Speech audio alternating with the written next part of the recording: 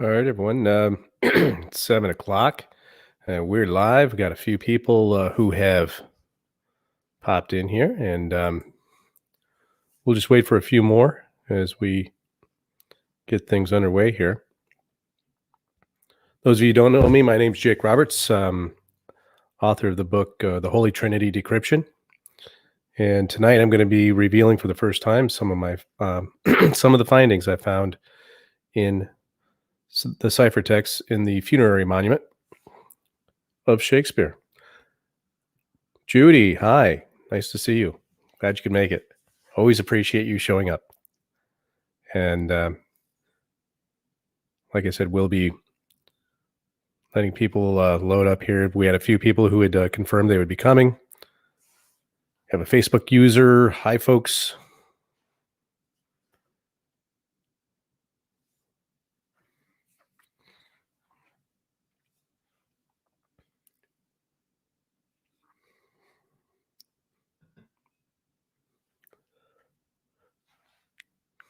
Tom Burns. Hey, good to see you again.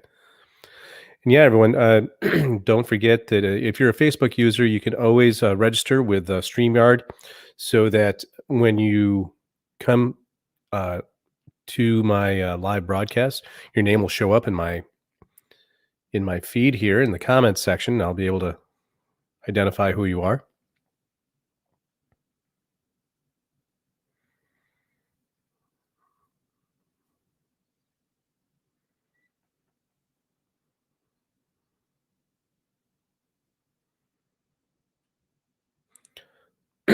People who are here, if you have any questions right here from the start, throw them right out there. Jenny's getting inky with it. All right, Jenny. Good to see you again. Welcome.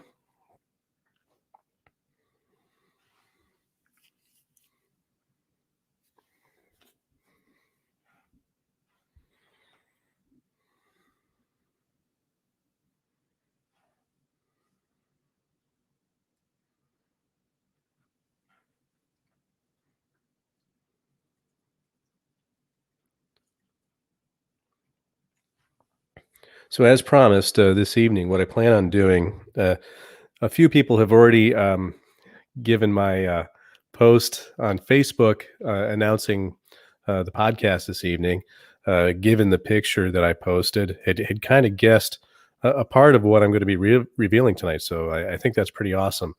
And I want to preface this with I'm going into this, in full knowledge of all of the reasons why people will say what I'm going to present tonight can't be true.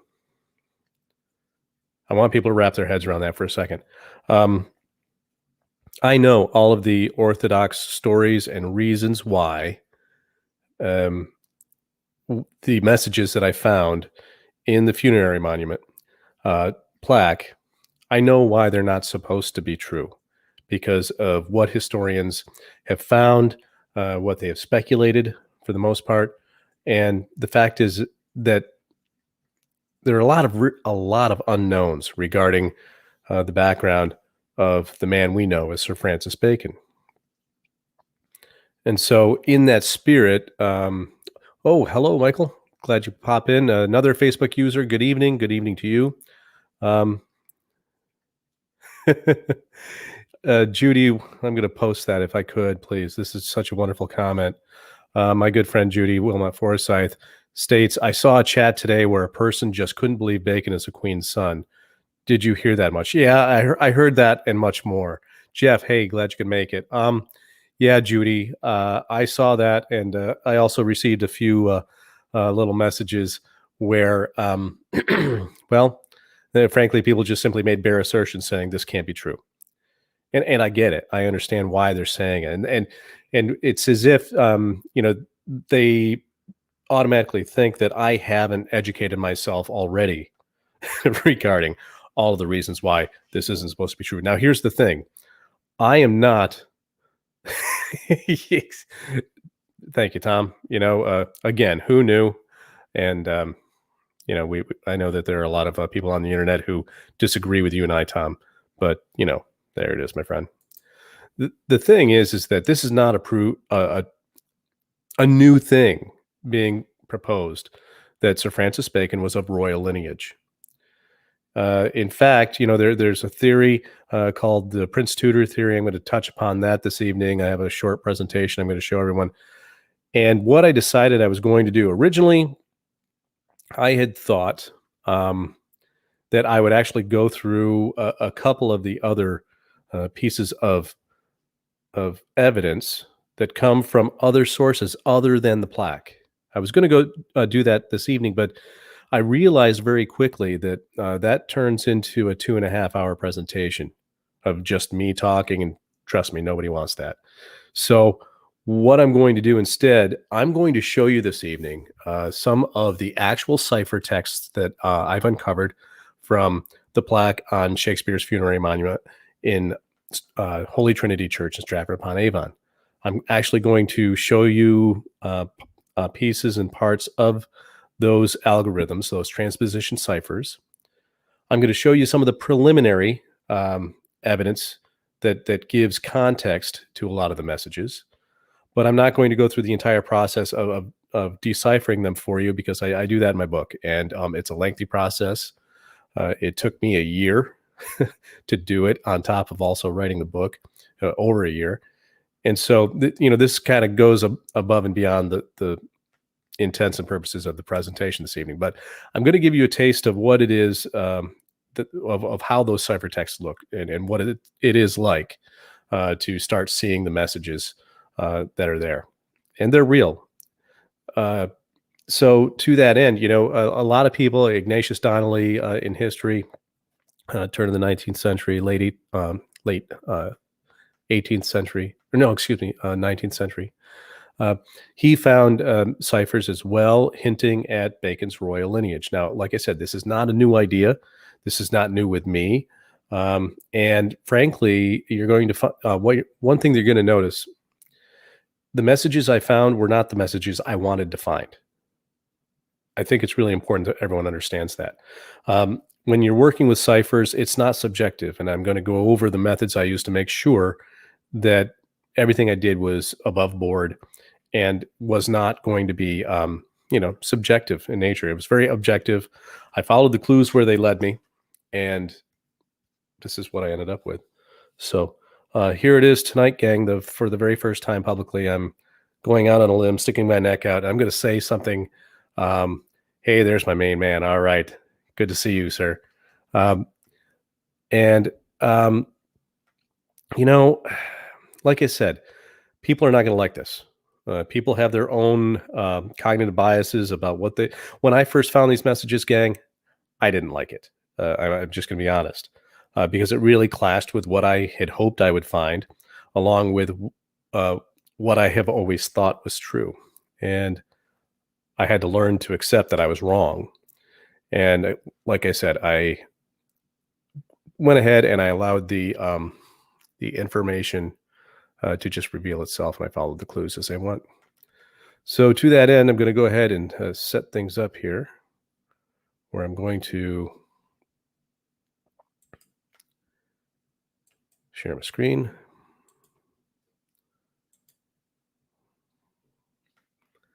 All right. That's not how I want it. There we go. We'll do it this way. All right. So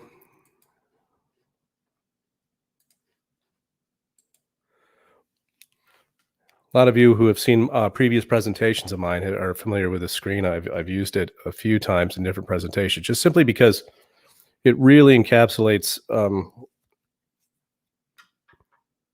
the level of disbelief that people have, that could anyone have possibly wrapped their head around something like creating this plaque and having it do what it does. Well, the fact is, it's there. We can't dismiss it. And so what I hope to do is to help explain it just a little bit tonight. So title of the presentation, obviously, Bacon's Ciphers and His True Lineage, the Secret Birthright of the Man Known as Sir Francis Bacon. Now, to do that, I'm going to have to kind of set the tone a little bit. I already touched upon this a little bit before I even started the presentation, but We in history we know that Sir Nicholas and Lady Anne Bacon were supposed to be Francis Bacon's parents. And Lady Anne Bacon was the most well-educated lady in England at the time. She was the Queen Elizabeth's best friend. Sir Nicholas was, of course, her keeper of the seal. And yet, when Sir Nicholas died, Francis Bacon was left out of his will. And so this is something that, Prince Tudor theorists have really, the Prince Tudor theorists believe that Francis Bacon was actually secretly Elizabeth's, this is her portrait here, was secretly her son, and he was responsible for the writings of William Shakespeare. There are other people who have other candidates who are responsible for the writings of Shakespeare. I know explicitly the ciphertext of the plaque state unequivocally Francis Bacon wrote the works of Shakespeare. But moving on, the Prince Tudor camp, they have a lot of very good reasons, a lot of good pieces of circumstantial evidence showing that Elizabeth was Bacon's mother. However, all of that same exact evidence also supports the theory that I'm going to be presenting this evening. And listen, gang, a lot of people have talked about me having this theory. I don't call it a theory. I call it a discovery, and I am reporting my findings based upon what the ciphertexts have to say. And the ciphertexts, as are indicated by the subtitle of my book, it really is the hidden autobiography of Sir Francis Bacon. So, first of all, I always highlight the relationship he had with Elizabeth. She seemed kind of keeping him at arm's length. He never really prospered under her reign. And yet here was another person who a candidate for Shakespeare, and unfortunately that is incorrect, Robert Devereux, the second Earl of Essex. You look at his relationship with Queen Elizabeth, and there is a stark contrast between his relationship with her and Bacon's. But Bacon, he was someone that she kind of kept at arm's length, whereas Robert Devereux, the second Earl of Essex, was a member of her court. He was constant, but they also had a very volatile relationship where they constantly argued. They both had the same exact temper, the same temperament. And it was pretty much common knowledge that he was her son.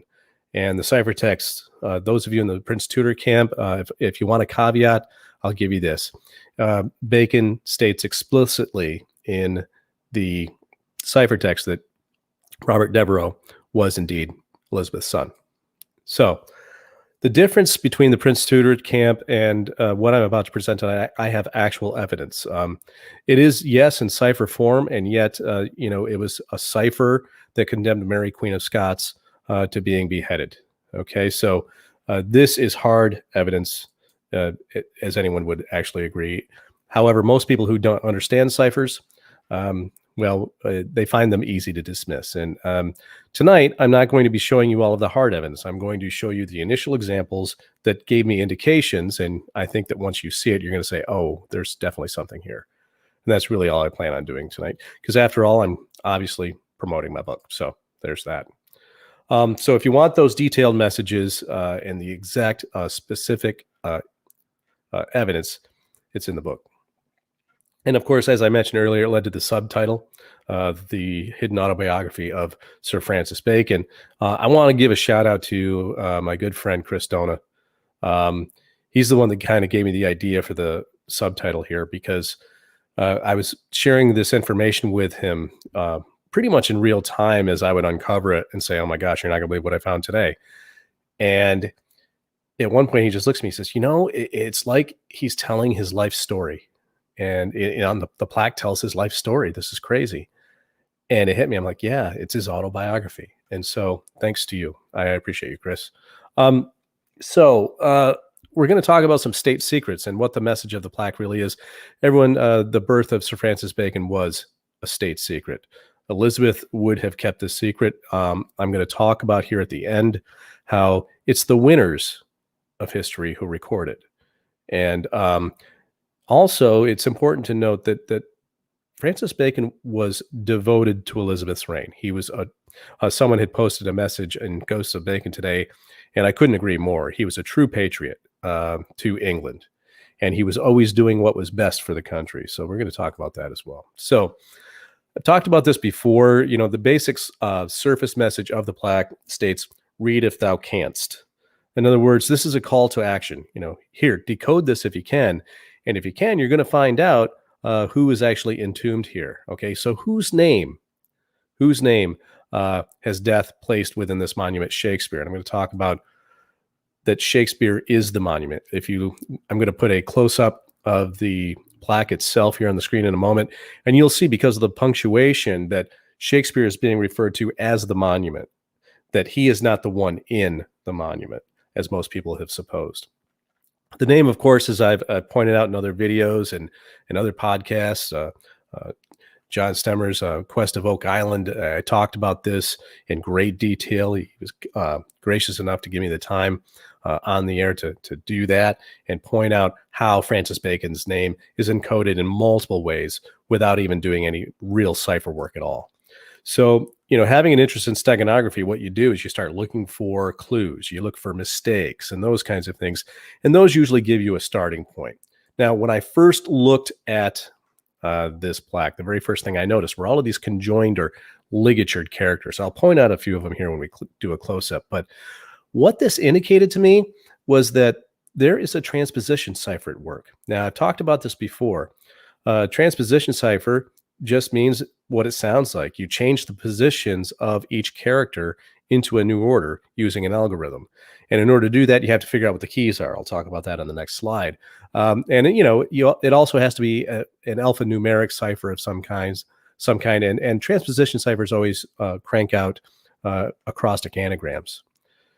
So, like I said, in steganography, we look for the clues or the errors, and on the plaque. And there are spelling errors here. This tells me that there were certain letters had to be in certain places, certain characters had to be in a certain position in order for the algorithm to produce the messages they were supposed to produce. And so this could be, all of those oddly shaped characters. Sometimes you're looking at a misspelling or a wrong page number, those kinds of things. In this case, it's the mistake in Shakespeare's age. And it appears down here as 53. He was actually, the actor Shakespeare was, William Shakespeare was 52 when he died. Most Orthodox scholars, state that, well, he was in his 53rd year. Well, he was 52 years old when he died. And basically, when I looked at the features of this plaque, I knew right away that whoever created it at the time, now I know it was Sir Francis Bacon who created it, needed a 3 in that position. So he put that mistake of his age being 53 instead of 52. Now, take a look at these conjoined characters here in the middle. Me is spelled with an M-E, and the E is coming right out of the stem of the M. Now, this is the 153rd character on the plaque, if you count forwards or backwards. And so 153 is actually a Bacon signature that I've been able to parse out. And right next to it, you have another conjoined character or ligatured character where you have the stem of the N forming a T. And then you have another me down here. We have these characters that Chris Morford pointed out. Thanks for that, Chris. These are called thorns, which is rather appropriate when we're dealing with the Rosy cross. And so it's a Y with a T over it. This is representative of the word that. And then this one over here with the S over it is representative of the word this. So all of these features indicated to me that these characters, if they're conjoined like the double tau here, the TH symbol, these were intended to be moved together at the same time in a transposition. And that's why they were all together. Like the entire word the here, THE, all working together here as one character. So I needed a set of keys to set up an algorithm. And lo and behold, in the lower right-hand corner where that mistake appeared, I found numbers. And so in other steganographic messages that I've uncovered, the key is always there on the surface of the actual text. Steganography is the art and science of hiding ciphers and messages within a surface text that just looks normal, so that people walking by and glancing at it would have no idea whatsoever that there was a cipher at work here. And so what they do is they put the keys there in an obvious place and people just think it's a part of the message. And so what I did was I was looking for, well, I need a phrase or a word that I can then translate using Bacon's ciphers of simple reverse and case ciphers to come up with a number that would allow me to create an algorithm that would rearrange these letters and characters. But this told me that the keys had to be somewhere here in the plaque. And as you can see, because I have this picture here, these numbers were the clue I needed. And so these keys unlocked the transposition cipher, where I rearranged all of the characters on the plaque by setting up the correct algorithm using these numbers as you see them here. And so after these characters were rearranged, I then really started studying the first arrangement to see what kinds of clues or flags would fly up from the Rosy Cross or from Sir Francis Bacon. And they were everywhere. Words, complete words, phrases, and as you're going to see in a couple of places, actual messages. So like I said, the lower right-hand corner there that you see depicted, that's where I found the keys. Another important element of this process was the number of characters on the plaque itself. Now, different people come up with different numbers, and when I counted them, I came up with 305. And this is really significant and important.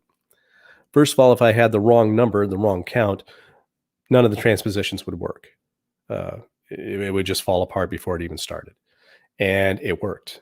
So I was meticulous about what I decided would be a character. And so basically anything that was conjoined would be a character. If there was a letter that was above the other, like the T or the T over the Y and the S over the Y, that was one character.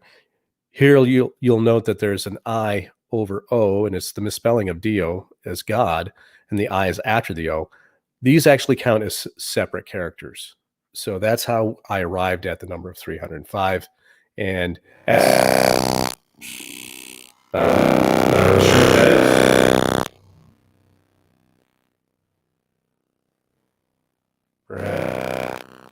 test. Hold on. Getting crazy. You hear this?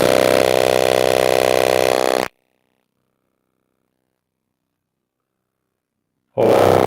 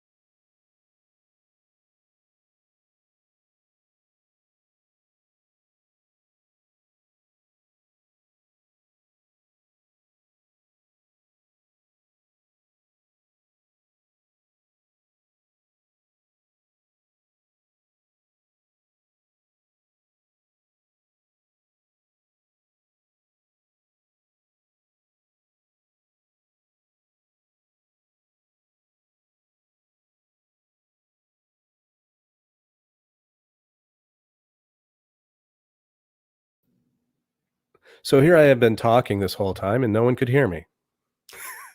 So this is actually a good opportunity, even though I had all these tech issues. I think I have it fixed. I have no idea what happened. Michael, I'm hoping not. And yeah, John, crazy tech issues, we can pretty much count on it, right, brother? So, Andrea, someone doesn't want the truth to get out.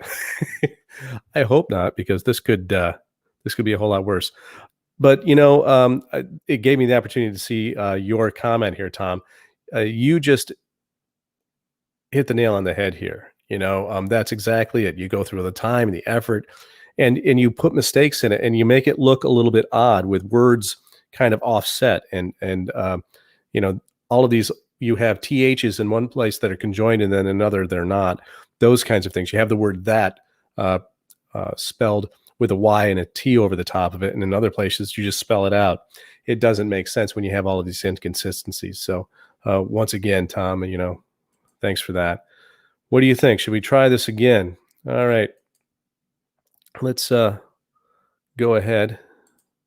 Keeping fingers crossed here, gang. We'll keep going. So, as I was saying, the count is 305, and the conjoined characters counted as 1. And so they move together when, you set up your algorithm, when you start rearranging letters according to the count. So another part of this aspect of these ciphers is, first of all, that they came out in the form of English, Latin, and Hebrew. And so not only that, but they appeared in phonetic form. There were acrostics, and then anagrams, and then, of course, acrostic anagrams. And so with all of that, one of the big things that go into it also, we're using a set of rules, and they're Bacon's rules, called his simple reverse and case ciphers. So I'll talk about what they are quickly here in a moment. The big thing is that there's a substitution system between simple and reverse. Now, this is a tradition that goes back thousands of years. Those of you who are not familiar with simple, reverse, and case ciphers, I'll explain it here on the next slide, except case cipher is different. If we look at the substitution system, first of all, you're going to see on the next slide, A can equal Z, B can equal Y, M can equal N, because it reverses on itself, as I'll show you here. We take the alphabet, the standard alphabet. We take, say, simple cipher, A through Z. And we have these top numbers. A is 1, B is 2, C is 3, and so on, all the way up until Z is 24. The reverse cipher is exactly what it sounds like. You have Z being 1, Y being 2, X being 3, and so on, all the way until A is 24 here on the bottom. K cipher is different. K cipher actually starts at K at 10, the top number. And from there until Z, it's just like simple cipher. But it also includes 2 extra null characters, and then A becomes 27, all the way up until I is actually 35. And so all of these ciphers, you being basically working together, is how he's able to produce these messages. And so just to show you what an acrostic is, most people don't understand what this is. An acrostic is just when the letters actually form a shape. In this case, it's a rectangle, R, C, A, folio, counterclockwise. You can see that right here. And you have the word my right next to it. R, C, A, F, O, L, I, O. And it just goes in a counterclockwise rectangle. The word my right next to it indicates it's saying my RC folio. Since A is 1 in simple cipher, the message is my RC first folio. That was the publication of Shakespeare's works for the first time. Down below that, most of you have already picked it out, going clockwise this time, Rosy, and then we have a tau, the T. This could be the cross, but they also spell it out as the acrostic continues. Excuse me, Rosy cross. And that's what an acrostic looks like. All of the letters are juxtaposed next to one another. And once you learn how to see them, they're easier to see. So what happens is, and again, this is one section of an algorithm, transposition cipher, that I pulled out, lines 14 through 18 in the table that it produced. And all of a sudden we have this message appearing in this order. And so what this tells me in this section is a message about the first folio. And also, if line 19 were here, the first character in line 19 is an O. And so downward, we would have another acrostic called that would state Arco, Latin for keep hidden or protect. So I'm going to pop out quickly just so I can see how we doing, gang. Any questions so far? We good?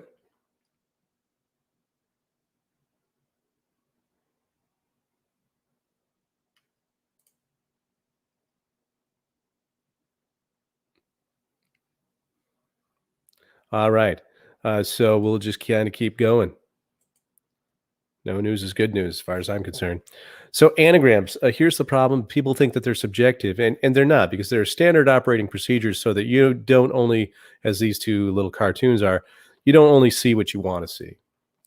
And so with this particular cipher, it's based upon inductive reasoning. That was Bacon's core of his scientific method. Inductive reasoning requires you to take what you do know and apply what you do know to what you don't know. And since we know about Bacon's ciphers and how they work, I could take that and begin there. And the next step is to find a context. So if you're able to find a context first, much like the acrostics we just saw, that is the starting point that allows you to take what you know and apply it to what you haven't found yet. So the very first thing you do is you find any obvious complete words. Words that, just by either you read them forward or backward, whatever, they're just right there in front of you. Those words usually will provide the context you need in order to start looking for other words that are associated with those ideas.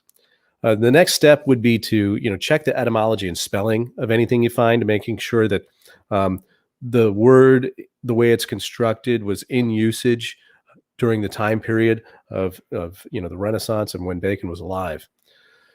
Acrostic anagrams. These are anagrams that appear connected to each other, juxtaposed like the acrostics I just showed you. So they have to have juxtaposition. They have to be touched. The letters have to be touching each other, and they have to fit in with the context. And if they don't, then you don't use them. And like I said on an earlier slide, here is another layer of objectivity, because even though a lot of them appear in English, they are usually a mixture of English, Latin, and sometimes Hebrew.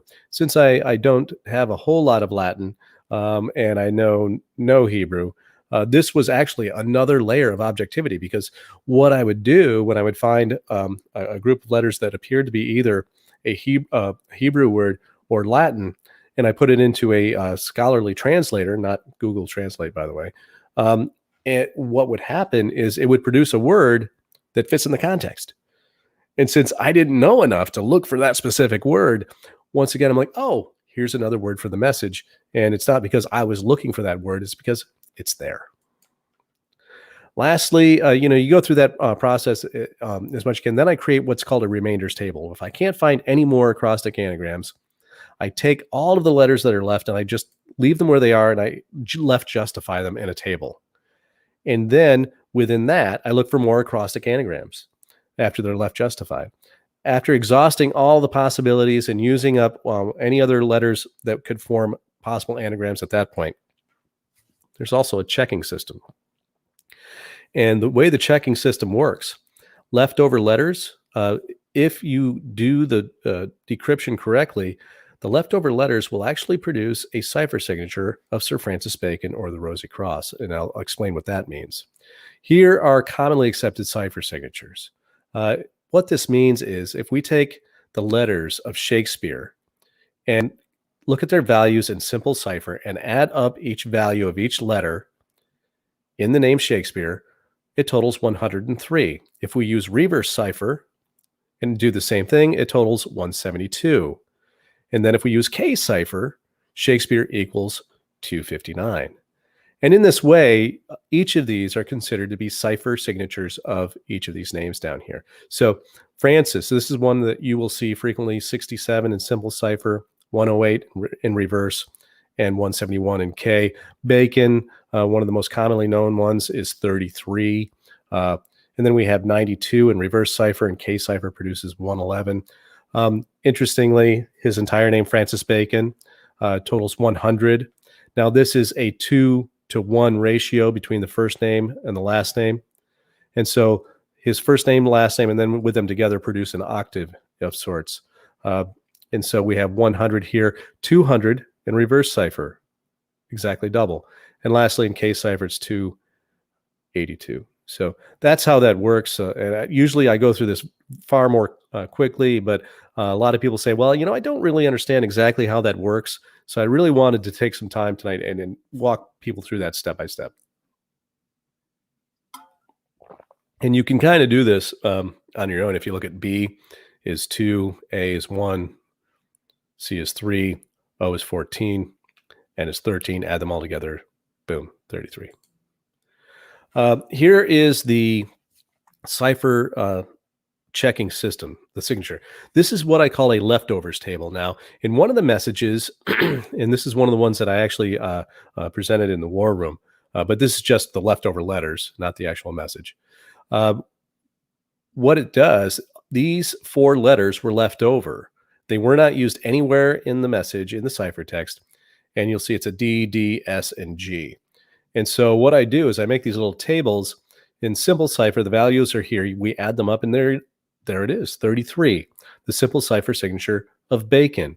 They're the letters in reverse cipher. 21 plus 21 plus 7 plus 18 is 67, Francis in simple cipher. You add them up in K, and the total is 111, which is, you got it, Bacon in K cipher. That's the way it works. So when I saw these totals, I realized, oh, I had that decryption correct. And so when we look at the values of each of these letters and we look at the sum of them, they should, in all 3 ciphers, turn into a signature of Bacon or the Rosicrucians. So before I go on, once again, any questions on that? Well, it's okay that you're late. and a good reason to be late. It's Mother's Day. Happy Mother's Day, everyone. Jeff, thank you very much. All right. Facebook user. Wish I knew who you were. I wonder if Bacon first constructed this cipher, or was it used much earlier and he reused it? Different areas of it were in use. Simple cipher is something that I think was in use along with reverse. And you have to remember the substitution of at-bash cipher goes back thousands of years. That's the substitution system between the simple cipher and reverse cipher. So that's not really new. Case cipher, however, that I believe was something that he created. And what I'm going to do is show you at the end why I think he created case cipher the way he created it. Tom has a question up. When you're looking for obvious complete words, forward or backwards as example, is there a particular method you use? Do you do it with a naked eye or with software? I just use my eyes. I've gotten to the point where I've been doing this for a year and a half straight now. So when I look at a block of my transposition cipher, I start spotting words very, very quickly now. So yeah, it's one of those things where after you do it, it's like a language. You immerse yourself in it, and you get used to doing it. All right. How long would it take to write a message that includes a cipher? Seems very laborious. Jenny, yeah, it is. As an Easter egg, you might, those of you who have bought my book, you might find one or two that I was able to sneak in there very quickly, and they're nothing as elaborate as what Bacon did. But I thought it'd be kind of fun for the readers to do that. So if you see something in there that doesn't look quite right, chances are that's what's going on. Little tidbit from here, inside baseball there. Good question, Jenny. What was the age difference between Bacon and Queen Elizabeth? Oh, great question. She was indeed old enough to be his mother. Absolutely. But, Daniel, I'm glad you could make it, buddy. Yeah, it's sometimes it's just easier to come to YouTube for sure. Yeah, Bacon really did love puzzles in general for sure. And he loved creating them, obviously. So great questions, gang. But we really need to get to the big enchilada. Like, Who are Bacon's rents here? Let's find out. So I'm going to show you the first hint. This happened in what I call key 38. This is the third transposition that I did of the characters. And in key 38, line 9, and this is where, people always question this, all the questions about Bacon's heritage, his parents. Well, he had parents, blah, blah, blah. That's the Orthodox history. Yes, I know, I'm aware of it. But there are a lot of questions about it. And here in line 9, first of all, the number 9 is the letter I in simple cipher. And usually whenever you see a 9 or the letter I, Bacon is making a point about something. And so there's another one that I call E-masker of TT, where there's another message. But these lines are self-aware. And by that, what I mean is, for example, line 33 in one of the transpositions, the first word is I and the second word is ego. In other words, he's saying, I'm right here, line 33. Incidentally, the letters I in fourfold cipher is the number 33. So these lines, he created them knowing that whoever was decrypting them would have them numbered and would actually be paying attention to what line they were looking at. And this one is I. And so in simple cipher. And so I noticed that I was here, and then at the end is avo, but it's actually ova, backwards. Now, Bacon used the word ova repeatedly, particularly in his the phonetic messages of these transpositions. He was referring to what I would call his younger brother as the second ova, as a joke. And so you'll see more about that as it continues. But so I spotted ova backwards right away. And at the very center, the center two letters are T and O, which is 33 in simple, meaning bacon. So these were clues that there's an anagram going on here, a little message.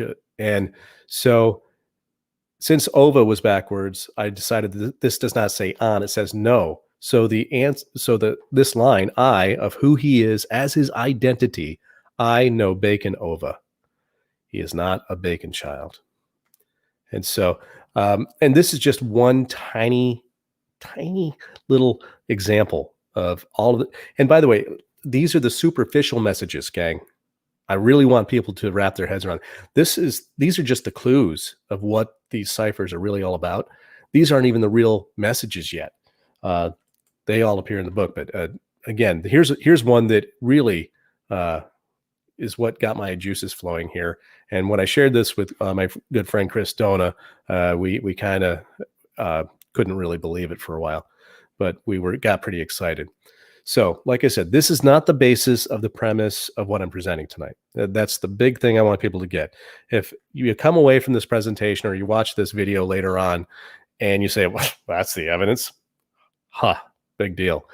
No, this isn't the evidence. This is the superficial. These are the superficial hints that started to point me in the right direction. Once again, here, line 24, you see the word ova right there. So this is not the basis of the premise. These are just the hints that I wanted to present tonight. So as this is only the initial process, what this does is this helps to provide context, again, for the decryption process. And so when I found this message, as I said earlier, I wasn't looking for it. It was not a welcome message to me because I realized this complicates things a little bit. So if we look at the phonetics, some of you may have already kind of maybe parsed it out a little bit. They provide the context, as I said earlier.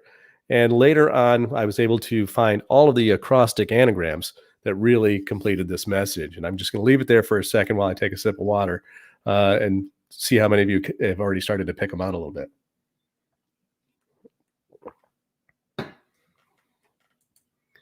So line 21 starts right out. O, and the conjoined AE symbol, the sound, the Latin character, can be used as A or E. In this case, it's an E, because if we add it all up with O, E, O, the total is 33, bacon. And then we see though eld. This implies, obviously, eld means old or eldest. Lines 23 through 23, when we look at them as a phonetic construction, I'm the HB son, Stewman. And then HB, I later realized H in our substitution system is an R. So I saw this HB or, thing going on quite a bit. So R would be royal B. The B is or the fleur-de-lis is a symbol of the B and vice versa. Fleur-de-lis, of course, being the mark of royalty in France, the royal family in France. And down here, deuce ova, the second ova. I think this implies the audience to whom he is speaking. He says, I'm the royal B son of Stuart men. So the initial message in the very first anagrams that I really dug into was the second transposition I call key 8. Now, after going through all the phonetics and identifying all of the clues and those kinds of things, I went in and started to pull out the anagrams. And after following that standard operating procedure I just outlined a few slides back of looking for the large constructions, the largest words I could see, and then from there, moving them along, this was a message that appeared in a combination of Latin and English, where Bacon states, I'm king of whichever country I choose. I pass on holiday, or the Latin word could also be interpreted as I pass in leisure. And so this was curious. The second line, using the standard operating procedure to decipher the anagram, out of love, I surrendered throne to brother James.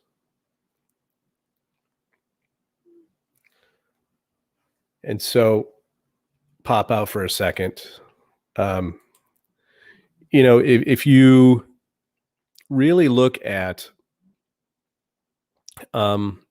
this message, at first I was flabbergasted. I was really confused. And with the first one, I'm like, why would Bacon or Shakespeare be king of any country, let alone two? And so, the whole idea of this really, really set me back.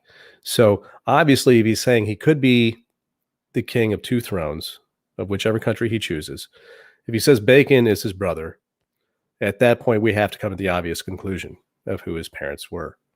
And so moving on, going to get this thing rolling and wrap it up here, gang. And then we'll open it up to questions here at the end. So here's another phonetic hint. Line 6 being F in simple cipher for Francis, I, art, F, I, ED. I, art, Francis III, plus the ED, I, art, Francis III in a different way. Again, just a little hint. One time when I showed this to this juxtaposition of, here you see Francis II, Mary Queen of Scots. Here's Francis Bacon, the same image I used the very first slide. I use this simply because once you juxtapose these two images, you as one of my fellow researchers said, once you see it, you can't unsee it. The resemblance is pretty impressive, to say the least. Francis, same color of hair. And again, I get that these are not pictures or photographs, everyone. They're portraits. However, this was the burgeoning renaissance of when art and artists were masters at trying to capture realistically exactly what they were looking at. So even though I know all of the reasons that this could not possibly be true, one of the big things I want to stress this evening is this is the main message that comes through loud and clear repeatedly in the ciphertext of the plaque. And it's not just one transposition cipher where I use, say, key 38 and unlock the secret.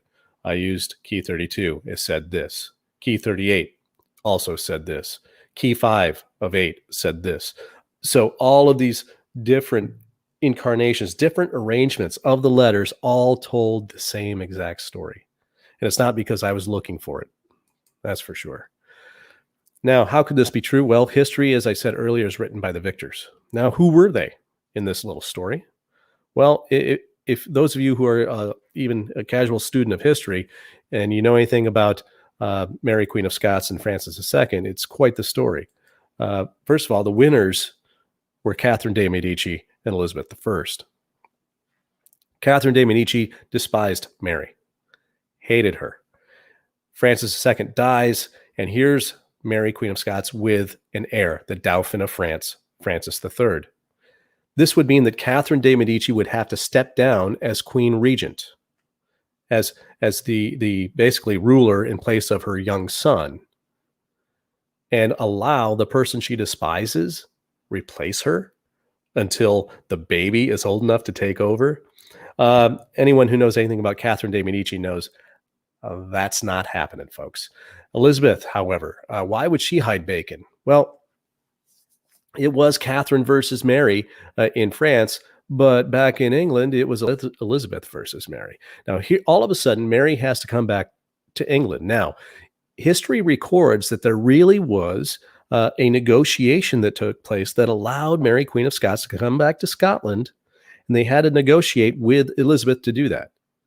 And so I would be able to see very easily Elizabeth I saying, okay, here comes Mary, Queen of Scots, and she has an heir, and I don't, at least not one I can talk about. That's a challenge to the throne of England. And so who does she put the child with as a part of the negotiation? Her best friend, Anne Bacon, and the keeper of her seal, Lord Nicholas Bacon. So she's not going to allow her to return with this heir and basically have people rise up against her. So that's why the negotiation took place the way it did. Now, the people who would have been involved in this negotiation would have been Amias Paulet and Nicholas Throckmorton, who, well, actually, Throckmorton did participate in the negotiation of Mary's return, according to actual history. So when we look at James I of England and Francis side by side, we see the family resemblance there. And he's referring to James, I believe, as the second Ova. And he even expressed love for him in multiple cipher texts of saying, I love seeing James on the throne. It suits him. We see the resemblance in the portraits, the same color hair. And here you see James V of Scotland, the grandfather. And again, it's hard to unsee it once you see the resemblance. Now, as soon as James becomes king of England, suddenly Francis Bacon's status and his titles start to agree. He becomes Viscount St. Alban, Baron Verulam, a title he's very proud of, by the way. And he even becomes his Lord High Chancellor. And at one point, he was even the regent of England while James went to Scotland for a month. And so, for all intents and purposes, Bacon was king for that month. So it's pretty interesting.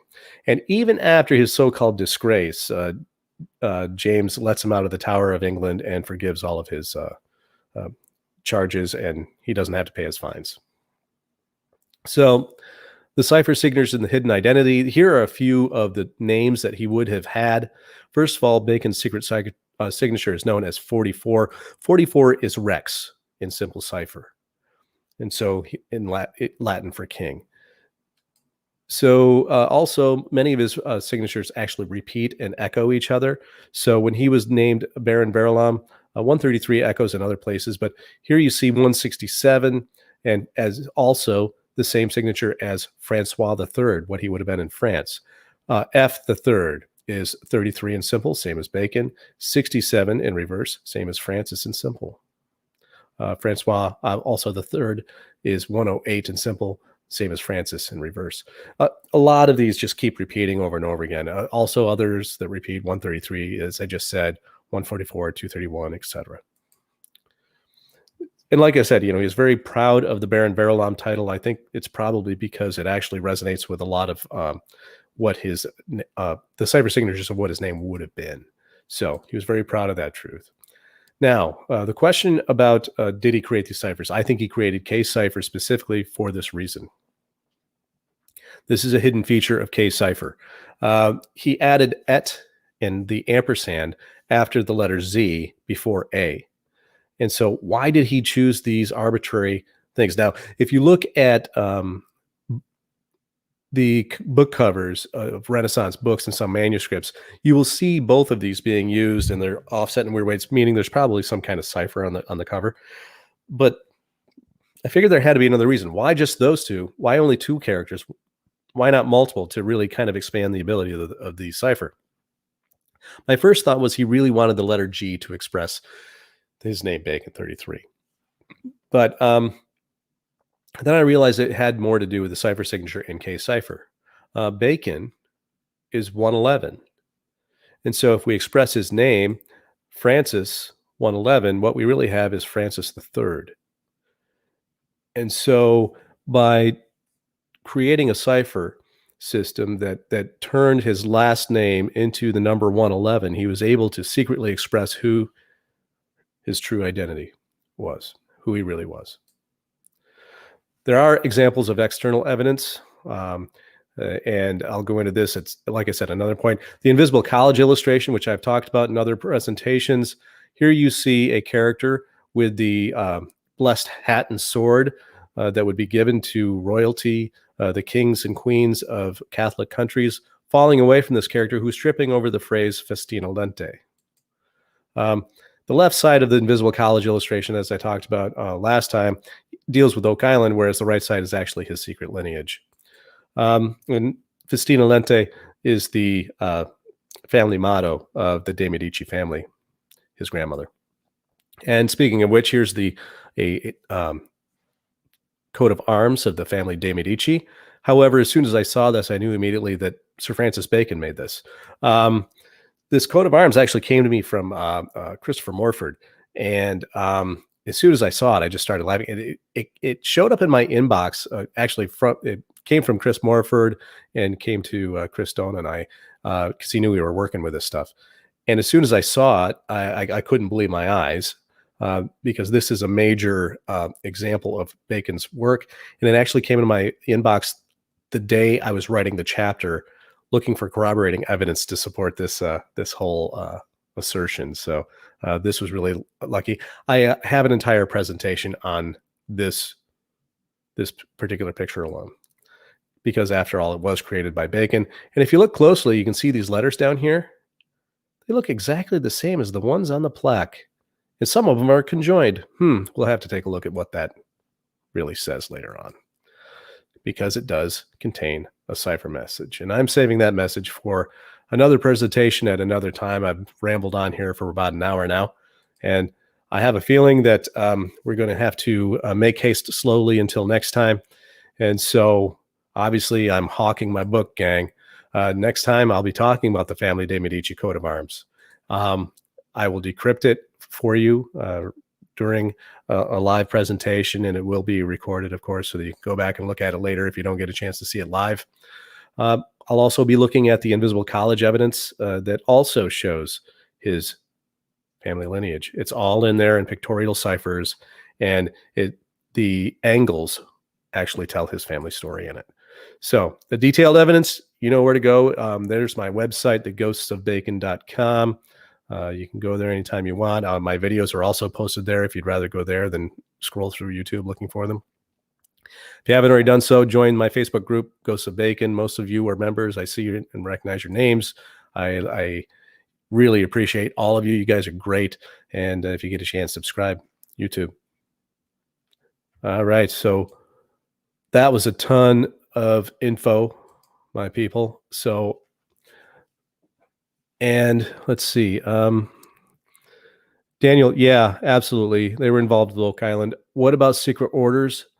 Yeah. One of the things, yeah, absolutely he was. And in fact, he was one of the main liaisons with Mary, Queen of Scots. And so he was one of the most trusted people that Elizabeth had around her. So in fact, if I remember correctly, he and Amias Paulette, they wanted one of them to actually kill Mary, Queen of Scots, and they refused. So Daniel, as usual, awesome point. He would have been a marked man by a lot of different factions. Yeah, and the thing is that luckily for him, he came up with just as many aliases, and we can get into those at some point. That they are going to be in my next book. I have a lot of well, Michael, According to most people, the Fraternity of the Rosy Cross were a secret order. They're referred to as the Invisible Brotherhood of Rosicrucians and so on. I've really been digging deeply into this. And one of the things that I found a lot of people aren't going to like, I think, it was not the big mysterious organization that most people think. It was a tight knit group of individuals who had sort of this same backgrounds and same sort of interests, particularly when it came to gathering intelligence. They were spies. Yes, they were. And also, I can't get into it. Probably not even this year, but there were a lot of different groups that were operating in and around and on Oak Island. And many of them were privateers, and Bacon was most definitely involved. Maybe at some point we can kind of get into Bacon's seafaring life. He was a sailor, gang. A lot of people didn't know that. He perpetrated a lot of hoaxes against himself. He basically maligned his own character by, hey, John, thank you so much. I appreciate you. Thanks, Penn. And so, all of these different kinds of things, there were so many different groups that were using the island. And there are a couple of things that I can actually, talk about. But Tom, hey, great. I can't wait for it to get there. Absolutely. And if anybody who does, especially guys, if you're a member of my group, a couple of people have reached out to me and they purchased my book and they wanted me to sign it. Yeah, all you got to do is include a self-addressed stamped envelope, and you can I'll give you the address. I'll have you send it to my wife's place of business, our bed and breakfast, and I'll be able to take it there, and I'll go ahead and write you a message and sign it and get it back to you right back in the mail as soon as I can. Daniel, Giordano Bruno, come up in my work. Not yet. And believe me, it's been on my radar. I've been looking for it. It was one of the names that I was fully expecting to come across in one of the ciphertexts at some point, but not yet. When I do, you'll be the first to know. Let's see. I love this. He must have been protected from Catherine de' Medici while he was still an infant in France. How he got out of there alive is amazing. I wish I knew your name, because you are absolutely right. Not to give too much away, but using the acrostics and as well as the phonetic messages along with the actual ciphertext itself, that part of the message was astounding. Basically, at one point, it states that Bacon stated that Mary overheard his bad grandma, Avia in Latin, mention poison, and he was sick. And so they got the hell out of Dodge. So they definitely, there's a lot of that going on there. So, Michael, thank you very much. I appreciate it. Listen, gang, just over an hour now. So anyone have any last questions that you want to throw out here at the end while we wrap things up? And like I said, I'm only doing this. Jeff, thank you. Appreciate you. I'm only going to be doing this twice a month. Let's call it a fortnight. That sounds very Renaissance now, doesn't it? So Sunday evenings at 7 p.m. Every other Sunday. So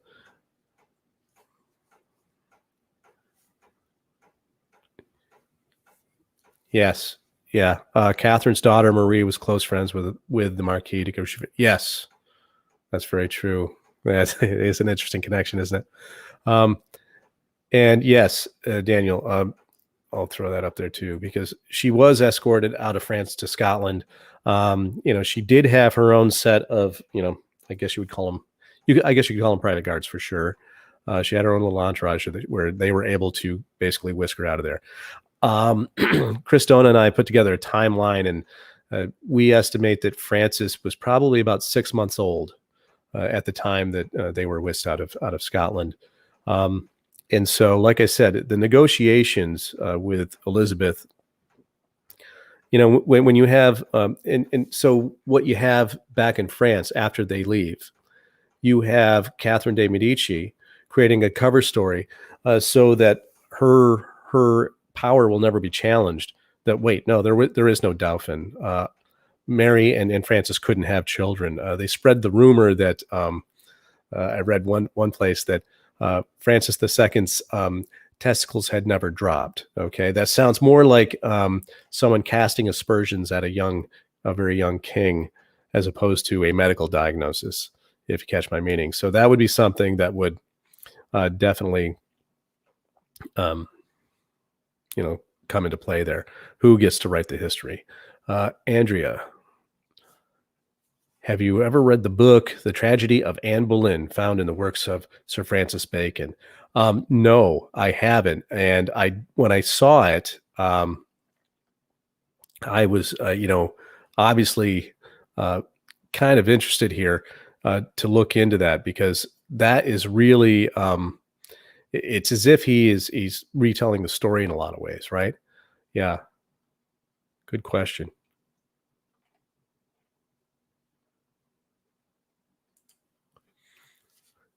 Good observations, good questions. Any others, gang? All right. It's late. It's been a long day. I've been rambling, and surely not my best performance, I assure you. But thanks so much for showing up. Had quite a few people at the height. Thanks for the thumbs up, gang. Facebook user, I'm wondering if John D had a hand in the negotiation with Mary leaving France. Thanks, Judy. Appreciate you. You know what? That's something that Chris Dona has thought, and he has a little bit of information about that. Thanks, Tom. So they're, now that I've kind of let the cat out of the bag, Chris has been waiting for me to do this for a long time. Just say, will you just already say who his parents were, please, so I can start using some of this information? So, hey, you're welcome. And so, yeah, Chris has some really cool things that he's found on the plaque that are really pretty interesting, and that I know that he would love to show somebody. Maybe we'll have him come back on after a little bit and show you what he's done. No, thank you, gang. I appreciate it. Here's another question. Do you think Catherine was hiding knowledge of what she found under the temple? I have a feeling that there's a tradition, and I'm sure that Catherine de' Medici is deeply involved, going all the way back to the Knights Templar, particularly in France. What Bacon tapped into when he went there at the age of 16 with Amias Paulet was not just the Renaissance art world, not just the Pleiades, not just all of the intellectuals, but there was also a secret society tradition brought there by Francis I, his grandfather. And so it's where he actually ended up getting his AA symbol, for example. So again, so I think that's a really great question. Very interesting thought. I think there's something to that, sure. All right, everyone, I'm going to cut you loose. I really appreciate everyone coming out. Really, like I said, I want to turn this into a regular thing every other Sunday here, 7 p.m. Eastern Standard Time. And whether I have someone who's going to pop in and I'm going to interview, or whether I'm just going to, throw some information up there and ramble about it for a while, either way, I think it'll be fun. So thanks for joining me again, people. I appreciate you very much. I appreciate all your support. The book is called, what is it called? The Holy Trinity Decryption, the hidden autobiography of Sir Francis Bacon. Yes, stay safe. Appreciate you all. Have a great night. Have a good week. And God bless. Bye.